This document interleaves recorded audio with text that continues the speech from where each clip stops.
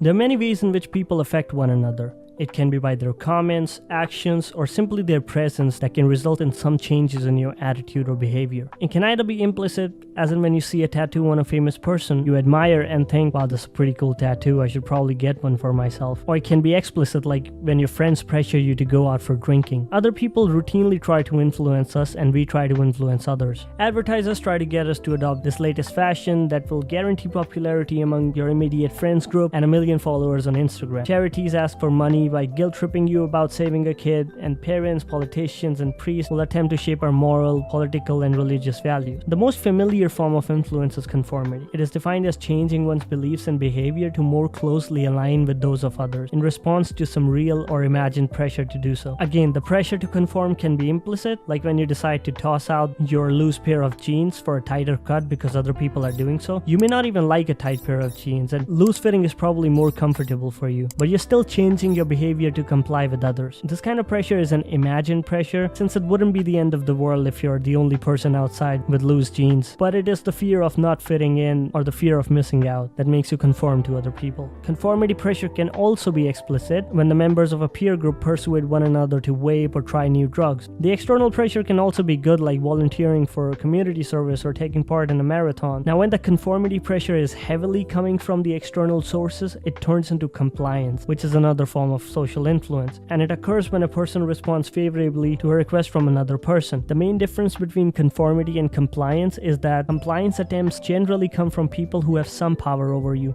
like your boss giving you an errand or even a classmate asking to borrow some notes. But compliance attempts from powerful people aren't as complex, since when powerful people try to get others to do something, they often don't need to be subtle or clever because their power alone makes it easier. For example, it will be much easier for your professor to persuade you to lend her $20 than it would be for your classmate. You'll have your doubts about lending them. There's a third kind of social influence, and that is obedience, which occurs when a more powerful person, like an authority figure, issues a demand rather than a request, to which the less powerful person submits. So conformity is generally considered a negative thing. If someone calls you a conformist, you're probably not gonna like that. You'll be offended. Oh, you think I'm a conformist? Good luck going to the party alone. Can be bad, like when someone encourages drunk driving, but oftentimes it's neither good nor bad, and it's actually an essential element in smooth human interactions, such as forming queues in a theater or a grocery store and walking on the sidewalk. It helps eliminate unnecessary conflict. We're actually conforming to people and mimicking their behavior and movements all the time without even knowing. People are non-conscious copycats. This can be better understood by an experiment that was conducted among undergraduate participants. The participant, who has no clue about the experiment, is paired with a Confederate. There's 2 10-minute sessions. In the first session, the Confederate rubbed his or her face, and in the second one, they shook their foot. As predicted, the participants tended to mimic or conform to the actions of the Confederate.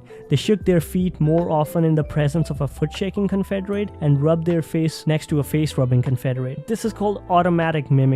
But what are the reasons for this mindless mimicry? There's 2 explanations. First is that merely thinking about the behavior makes it more likely for you to perform it. Thinking about an ice cream makes it more likely for you to open the freezer and grab some. Thinking about typing the wrong letter on the keyboard makes it more likely for you to type the wrong letter. This is because the brain regions responsible for perception are also responsible for action. So just the thought about the behavior of foot shaking or rubbing faces comes to mind, whether it's conscious or otherwise. It makes us more likely to behave that way ourselves. The other explanation is that we mimic others reflexively to facilitate smooth and gratifying interactions with others and form social connections. In fact, we like those people who mimic us more than those who don't. It's a pro-social behavior. Mimicry can be asynchronous, which means not happening simultaneously. You yawn and the other person yawns next to you. Or it can be synchronous or occurring at the same time. You and a few other people yawn at the exact same time. And studies have shown that you have a powerful feelings of closeness and bonding when actions are performed synchronously. And to prove that, there's one such experiment that I find particularly funny, in which 2 groups are created. Each group has some students and the experimenter, and the experimenter is actually participating with the students. So both of the groups are asked to tap their pencil whenever they hear the sound of a metronome.